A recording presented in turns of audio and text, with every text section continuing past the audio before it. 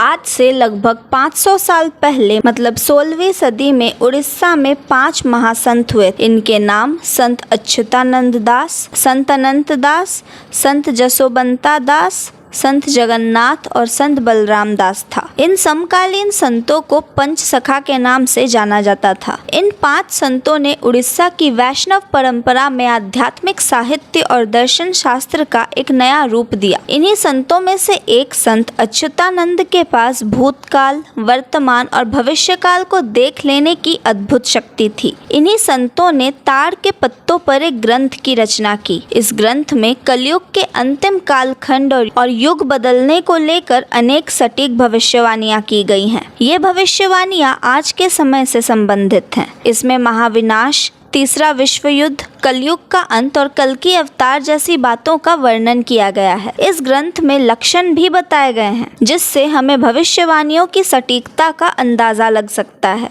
इस ग्रंथ का नाम है भविष्य मल्लिका। इसमें कई भविष्यवाणियां की गई हैं। चलिए कुछ भविष्यवाणियां हम आपको बताते हैं। सबसे पहला है, किसान खेती का काम बंद कर देंगे और जंगली जानवर गांव और शहर पर हमला करना शुरू कर देंगे। दूसरा, बदल जाएगी धरती की धुरी, इसके बाद कई भूकंप आएंगे। तीसरा, आसमान में 2 सूर्य निकलने का आभास होगा। ये आसमानी पिंड होगा जो बंगाल की खाड़ी में गिरेगा और उड़ीसा जलमग्न हो जाएगा।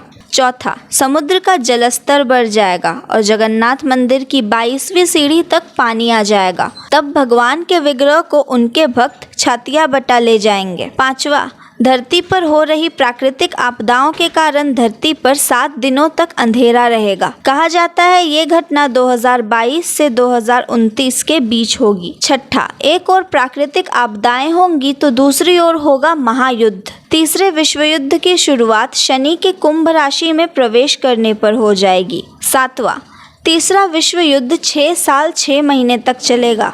चीन 13 मुस्लिम देशों के साथ मिलकर भारत पर हमला कर देगा। आखिरी के 13 महीने भारत युद्ध में शामिल होगा और ये भारत की लड़ाई होगी। भारत की इसमें विजय होगी। भारत सदा के लिए अपने दुश्मनों को न सिर्फ खत्म कर देगा बल्कि विश्व गुरु भी बन जाएगा। आठवां, भारत का आखिरी राजा एक शक्तिशाली हिंदू राजा होगा जो योगी पुरुष होगा और जिसकी कोई संतान नहीं होगी। उसमें विश्व का नेतृत्व करने की अद्भुत क्षमता होगी और वो धर्म के सहारे शांति स्थापित कर पाएगा। 9वां, उस वक्त उड़ीसा का अंतिम राजा गजपति महाराज होंगे।